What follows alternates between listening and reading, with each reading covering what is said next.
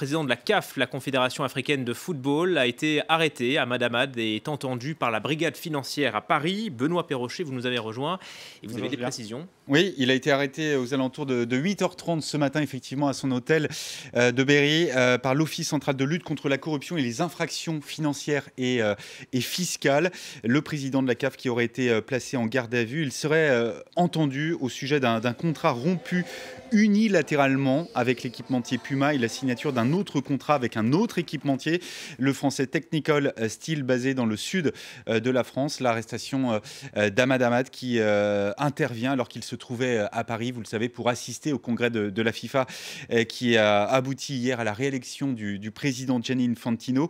Décidément, en tout cas, une année compliquée pour le président de la CAF. On se souvient qu'en fin 2018, ils avaient dû, la CAF, retirer l'organisation de la CAN au Cameroun, trouver un pays hôte en urgence dans la foulée, l'Égypte qui accueillera la compétition à partir du 21 juin. Et puis la semaine dernière, ces très sérieux incidents également à Rades lors de la finale retour de la Ligue des champions africaine entre le Wydad Casablanca et l'Espérance de Tunis. Un match interrompu à l'heure de jeu, une VAR qui ne fonctionnait pas, l'assistance vidéo. Du coup, on n'a pas pu valider le but égalisateur des joueurs de Casablanca qui ont refusé de reprendre la partie.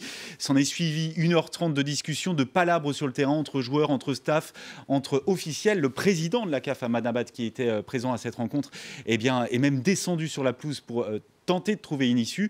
Finalement, l'arbitre a décidé de siffler la fin de la partie et donc d'attribuer le titre à l'Espérance de Tunis.